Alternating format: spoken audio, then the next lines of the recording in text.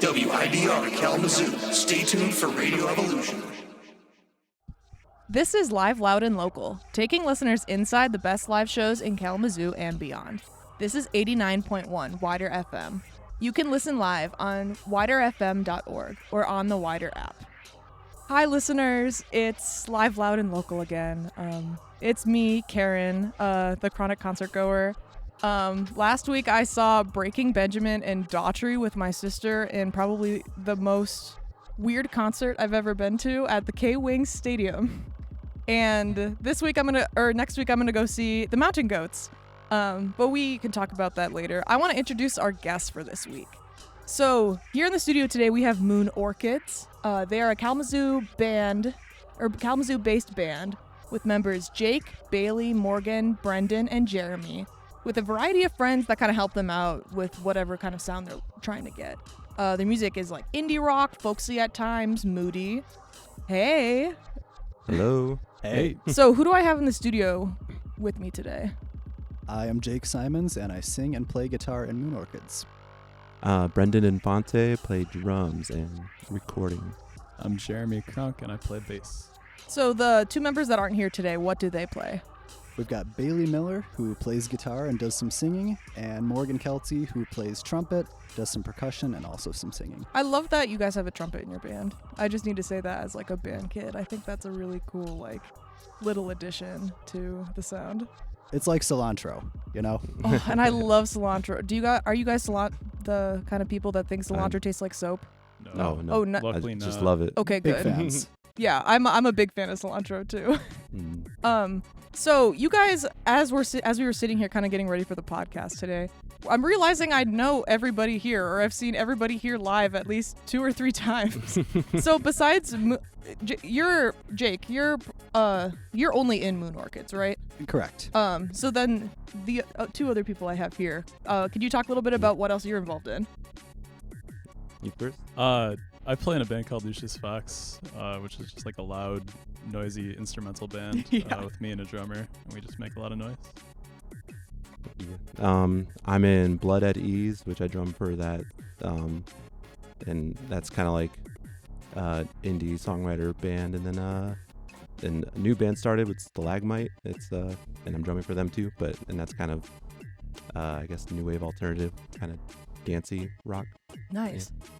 Yeah, because but I'm just now realizing when I have a Lucius Fox poster up in my house at this point, and he walked in and I'm like, man, I know who you are. Who do I know you from? And I'm like, oh, because every time I walk right by my bathroom, the face is like right there in my house. That's amazing. That's the goal. Yeah, that and like that. I have so many posters up on my wall. That's like one of my favorite things I love to collect. Sweet. It's such an easy Yeah. especially if you take them down from the venue and you're like, oh, I'm Yeah. cleaning up, but I'm actually gonna like take it with me. Yeah.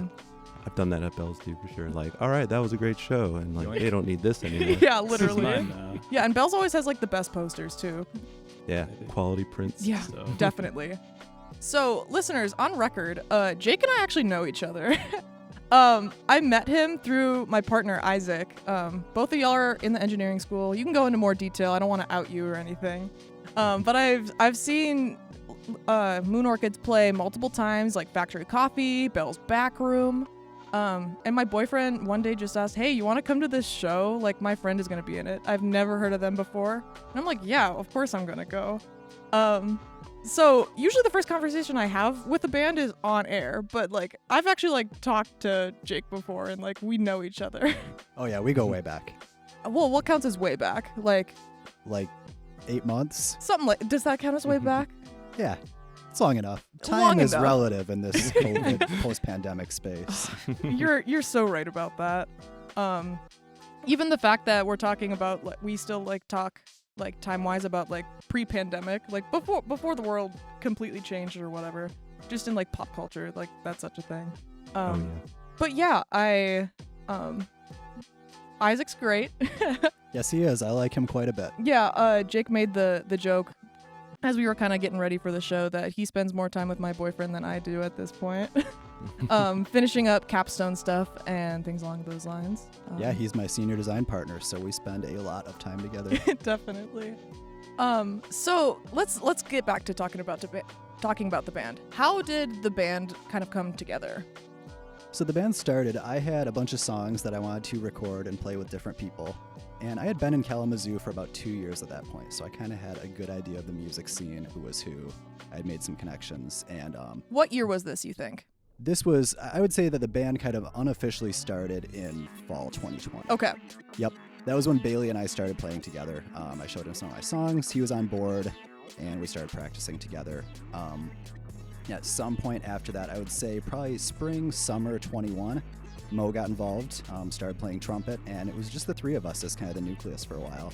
I mostly played acoustic guitar, Bailey played electric, and Mo played trumpet. And then we had a batch of songs and decided it was time to record an EP. So we got in touch with Brendan over here, Yay. who was going to record the EP, and then I asked him if he'd play drums too. So he kind of entered the fold convenient. at that point. It was too perfect. So we did that. We released our EP in, what would this have been? January 23, because making records takes a really long time. And then we had some shows lined up, and I asked Jeremy if he'd like to play bass, and then he entered the fold, and now we've got a big, happy 5-person family. Nice. That honestly, that sounds like a wonderful way of like, kind of how the band naturally formed. If you're like, hey, I know this guy, they play bass. Oh, I know this guy. Oh, do you also play drums? Like, that's a very convenient, like, oh, you're part of this now. Like, Very organic. very organic. So where did you meet all of these people? Was it just like through friends? Was it like through any organizations or things like that? Mostly through shows, going to shows, seeing their bands play, meeting them. Actually, Jeremy, I had spoken with you a long time ago because I worked with your friend Kelsey in the Meyer Meat department. Nice. So, I yeah. remember him messaging me and being like, yo, my buddy is moving down to Kalamazoo. I think you guys would be buds. And I think we just like stumbled across each other at a show or something. and absolutely. yeah.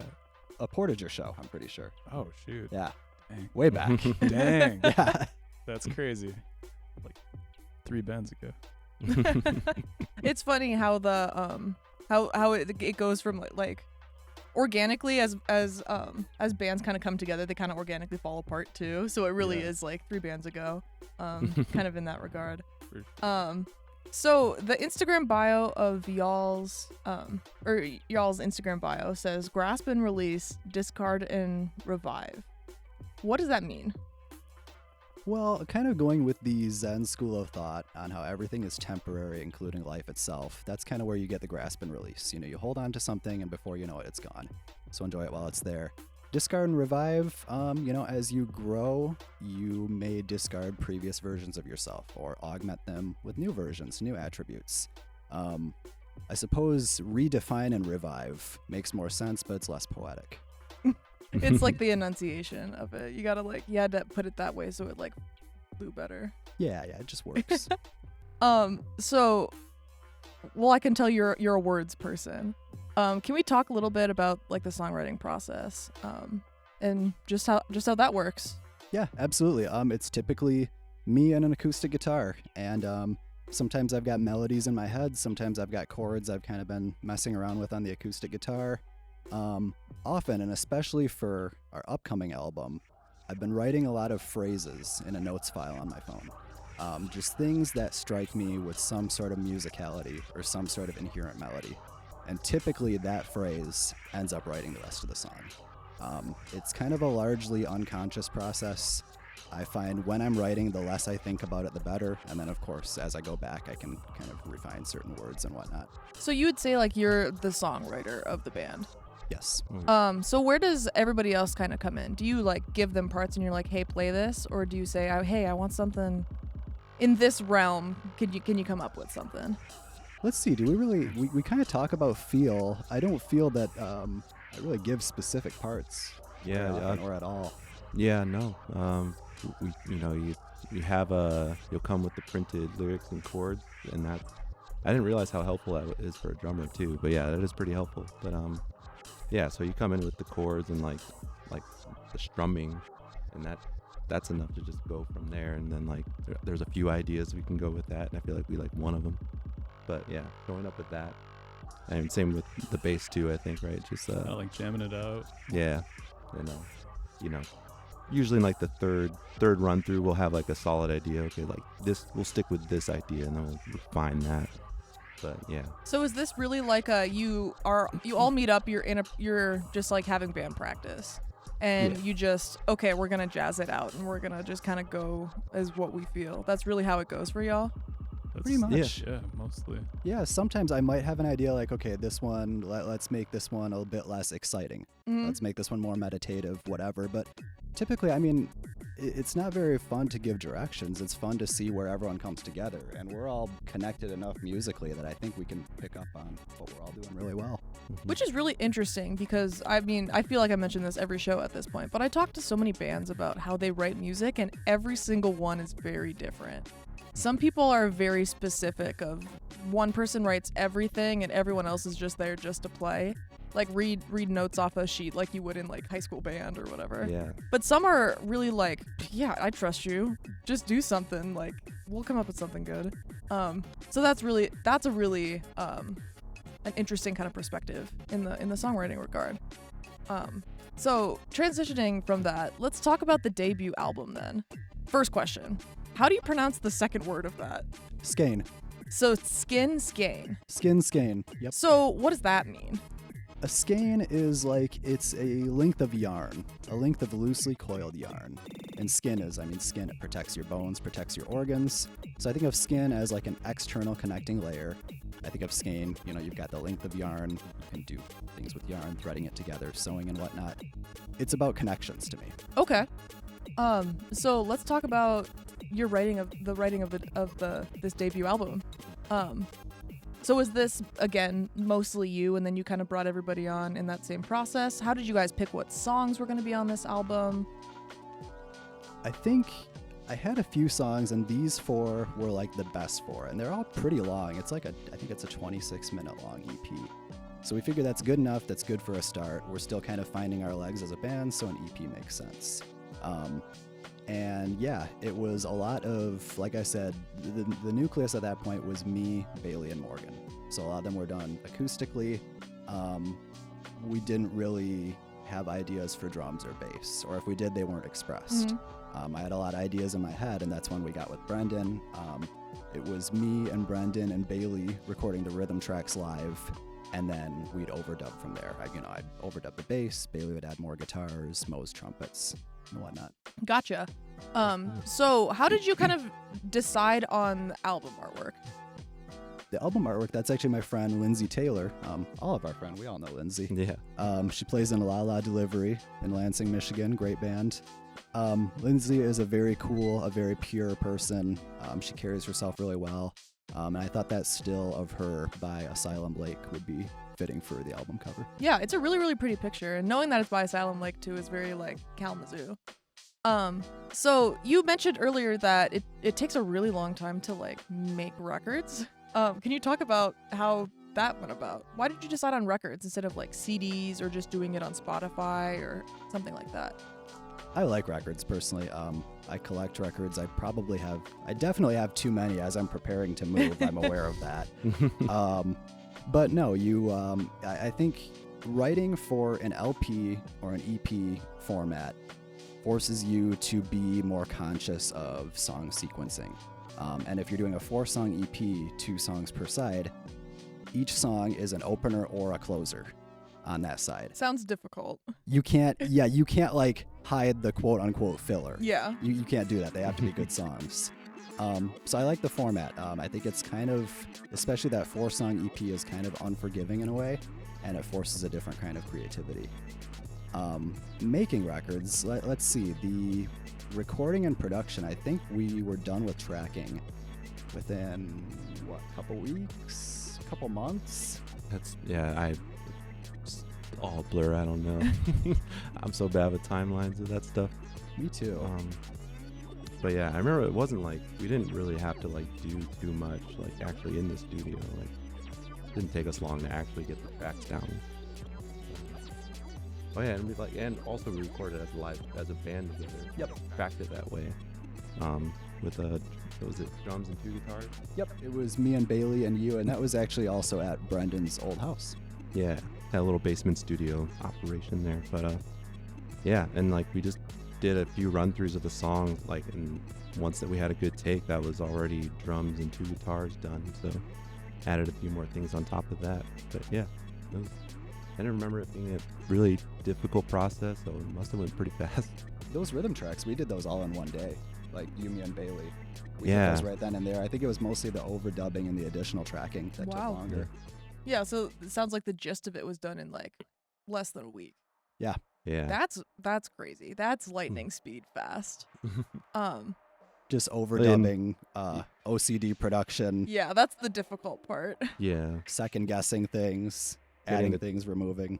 Getting the tracks down is like, that went fast, but yeah, we would just, I guess we were like doing it mostly remotely. I think we had like a together session of like going through the mix, but like, yeah, it was just like, you had ideas about how you wanted it to sound and like some references. So, and I would just do a mix and sit there with that and then send you over a bounce and any notes, so that part was, it's like we could just do it with our schedule, however we, were operating at the time. But yeah, so that was pretty easy too. Like just we were just patient, I guess, over time, just bouncing things back and forth. But yeah, Lots of emails, lots of yeah, lots of comments. Google Drive. Yeah. Group text. So you guys produced it, Brendan, you produced this album. Yeah. So then once the album was produced, it was done. What was the next step into getting it like record to like a physical record? Well, we got it mastered by Blake Bickle. He was amazing for that. And didn't he give you the connection for the, like, did he have some ideas about where to take it to get it pressed? That was my friend Tim Midgett from Silkworm, Bottomless Pit, and Mint Mile. He's been in this game for a very long time, so he told us we should get in touch with Smash Plastic over in Chicago, and that's just what we did. And they did an excellent job, really good prices, and for the time frame of pressing a record, which takes a long time in general, it was a pretty quick turnaround. Nice. So then, was it, you said you produced like 250 records or something like that? Yep. Was that like the minimum that they'd produced, or was that, I was like, how'd you get to that certain number? Yep, 250 is the minimum batch from them. Gotcha. So you guys are like performers, and you've performed a handful of shows. You've performed a few shows. So can you guys each kind of tell me what your favorite show you've performed at as, whether it be Moon Orchids or otherwise? Oh man, I know, deep question.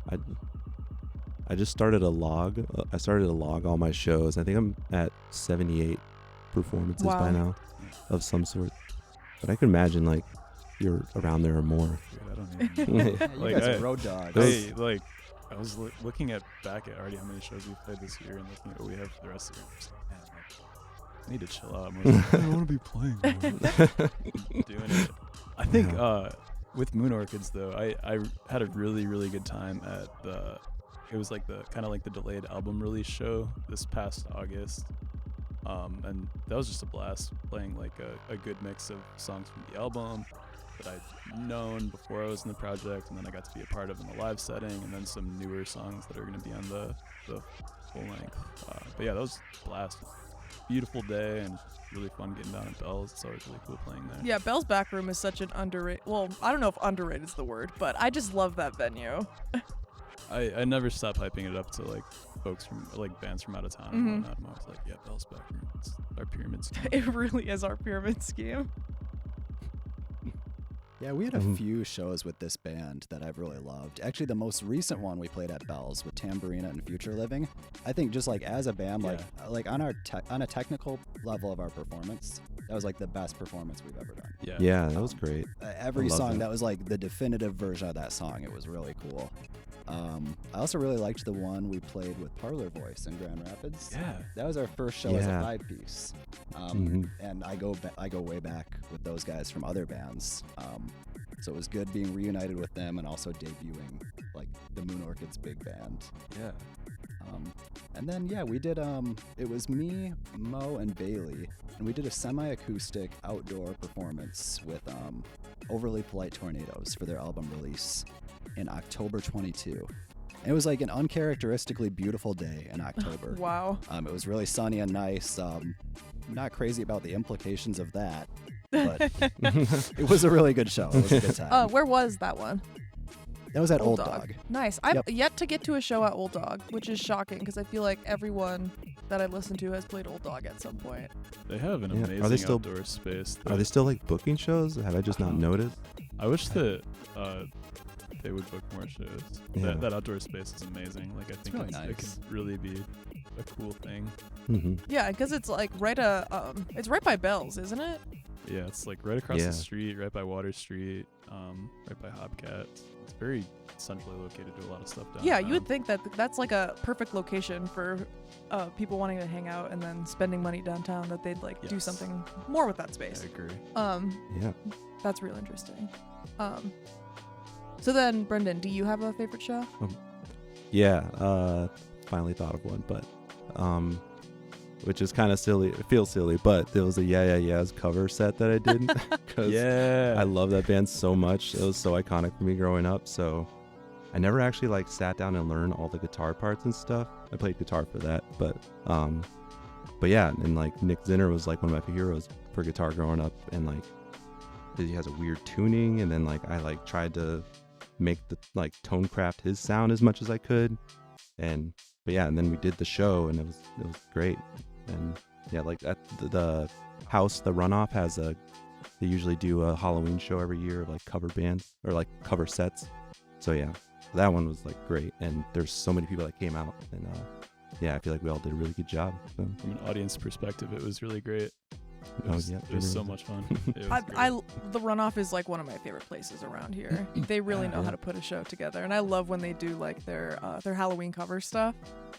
Yeah. I always really enjoy that. As someone who's never been in a band and who's just been to a ton of shows, Mhm. I always really enjoy that stuff. Yeah, and they're like the hardest working like DIY thing around here. Like house places will come and go like through like a semester or throughout Mhm. the year, but like when the first one was like, I think it's 21. Yeah, Yeah. they it's have been almost around for a 21. while. and just been like doing the most and Just most kinda consistent. Keep, like leveling up and getting like. Yeah. They have some pretty big bands coming through this year that are like Oh, it's just yeah. like they just kind of. They keep going. Yeah. Yeah, yeah. It's, They have at least one band on the Touch and Go Records roster coming through. oh, I dude. can't recall which, but I remember seeing that. I was like, oh, nice. Hmm. Yeah, they're great people. They're a huge asset to the community in Kalamazoo. Yeah. Shout out to Garrett. And Rachel. Yeah. Gary And and Rachel. Rachel. And their kids. Yeah, listeners, go check out the Runoff. I think they're a really good, easy way to kind of jump into the house show scene if you've never been to a house show before. Very not intimidating to go into they're in their garage. They're not even like in a Yeah. basement. Yeah. Very spacious. Very, you can stand in the corner and not be weird in there. So Jake, I've also seen you play at Factory Coffee, like just by yourself. Very like stripped down, and it's just you and a guitar. Could you tell me a little bit about those shows? Yeah, those are a lot of fun. I don't like to do them all the time. It is more fun to play with the band, I think, but it's just kind of a different feeling. It lets me kind of get inside my songs a little more, maybe pay more attention to how I want to deliver certain lyrics. Yeah, they're usually, it's just a different experience. Maybe a little more intimate, some would say. Yeah, I think intimate's the kind of the perfect word for that. Especially when you can like, I love it when people do coffee shops because it's always like music at the bars, you know. But you're like, oh, I'm actually gonna go get a cup of coffee right now, and it's very indie, very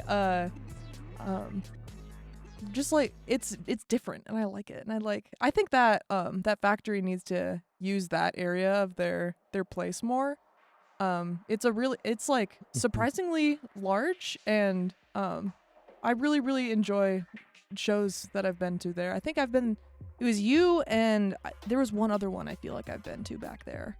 I think they were out of town, and that's why I can't remember who they were. But I really like that space, and It's a good sounding space. If I'm playing solo, I typically play my 12-string acoustic guitar, and it sounds amazing in there. yeah, that's really fun. Do you remember who you played with at that show? Yeah, I played with DPCD, from Chicago, and Jesse and Gray from New There York. we go. I have the DPCD poster up on my wall too. Oh, It was right it on. was such a cool design, and I'm like, this is the first time I've ever heard of y'all, but I'm buying a poster because it reminded me of like my grandma's house that was built in like the 1910s and like really like old like design wise. That's something to even say about like the posters of the DIY community, is that there's a whole lot of like artistic ability with it. And that's something I always, I mean, it's a piece of art, especially like Runoff. They have some really, really cool art on their stuff. Yeah. Absolutely. A lot of like iconic artists in the area will, you can tell when they make the flyer, like, oh, I know who made that. And like, yeah, Runoff does a good job of like utilizing a bunch of different artists and stuff. Do you have any names to shout out for our listeners off the top of your head? I wish I remembered the Instagram handles or something. I know Noir does like crazy, like abstract, weird stuff. It's so cool. And So cool. God, There's so many, but it's like so many. if you see their profile picture, you know who they are, but you can't remember Yeah. off the top of your head. Ben Boggs of Drink Their Blood does some pretty Oh yeah. cool, scary, goofy, sci-fi themed stuff. He does a lot of Lucius Fox's posters for shows. There's a lot of really Yeah, I great know. visual artists around. Eve has a very like does all the lettering, and like it's very like scribbly and spiky looking. It's always really recognizable. Carl Bleach Blossoms has done a few. Yeah. That's all I Hey, got that's right okay. for Isn't now. there's somebody in Ficus that does too? Mike. yeah. Yes. Yeah. Amazing visual His stuff is Iconic. really, Yeah. really cool. Even just like Yeah. visually, I'm like, wow, this is Yeah. incredible. Yeah. He combines like illustration with, and then he like distorts it with like Yeah. digitally too. And even like photography combines once a in a lot of good while in it. also. Yeah. Very That cool dude artist. does it all. Yeah, he's a beast. Yeah. Monster guitar player, also, like, monster keyboard self-produced. player. Yeah. Keyboard, guitar, Yeah. and visual artist. I'll give a shout out to Mark Morris as well, from Tamburina and Overlay Polite Tornadoes.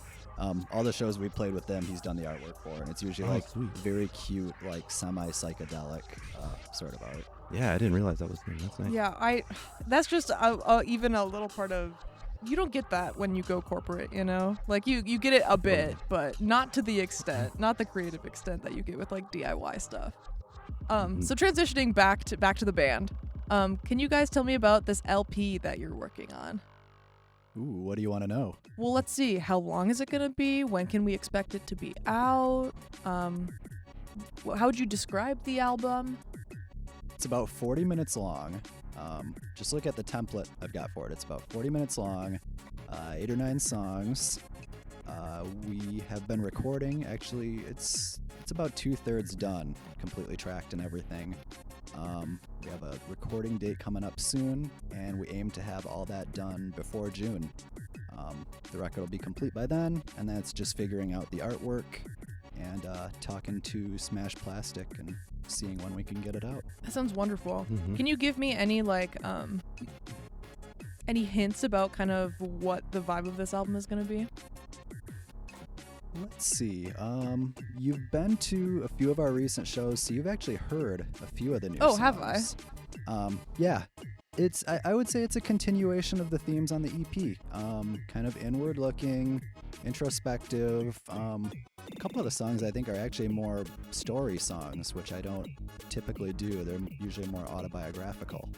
But yeah, kind of pulling from all those formative influences, all the stuff we love as a band. And there's still good, like, I think the first one had a good variety, and this continues the variety. Like, the songs are very distinct from each other. There's no, like, Moon Orchids sound in my head, at least. But, yeah, the songs seem really, like, recognizable, and there's good variety. And, like, there's some acoustic and some, like, full band, and, yeah, I guess there's other instruments, but I guess we can just leave it to listen to rather than talk about it. But I like the ideas you got so far. Yeah, there's a good variety, a good mix going on. It sounds like. No epics on this No one. epics. No epics. Why that decision? Was it Epic just not speaking to you at this point? It was too tiring playing Chasm after a while. There we go. That old makes now. that's so understandable. So you all will only actually be together for a few more months. What's going on with that? Can you tell me this part of the band's story? I'm moving to Boulder, Colorado, and I can't quite take these guys with me. Biggest regret of my life. But no, I'm moving to Boulder, Colorado. My partner moved out there in January. She transferred her PhD program out there, and I'll be joining her. And I'm graduating. I'm finishing undergrad very soon. The stars just kind of aligned, and that's my trajectory. But unfortunately, that means no more Moon Orchids records after this next one. I think it's really, really cool that you guys are like creating one to be like, okay, we need to get one out before like we're no longer a band. I think that's a really good way to be like, okay, this chapter's done, on to the next one. Well, I love playing with these guys. Like on a musical, on a personal level, like they're the best people I've ever played with, and it's not even particularly close. It feels very important to me personally to be able to capture what we've got. Yeah. I agree. Thanks, It's everybody's talented in the band musically, and then plus like just outside of doing the band, like get along, and like we have different like just personal connections amongst each other too. And it's just a really fun, easygoing project, and it's been really cool to be a part of it. It's easy. It just clicks. Yeah. Plug and play. there's some bands that are like, feel like everybody is not like completely down with being there with each other, but there's like, let's just stick together for the band and like just for the music, and then like it just gets strenuous and stuff, and like can have weird tension. So this band has been just easy. Well, I mean, on that note, even among creative types, especially, personality matching can be hard. And so, it's like, I consider it like a small miracle that I was able to meet Mo and Bailey and gel with them so well personally and musically. Then we meet Brendan. He comes along, and it's like, oh, wow, this guy works out too. And then Jeremy, it's like, you don't get 5 people who can connect so well, typically, or be able to sustain that.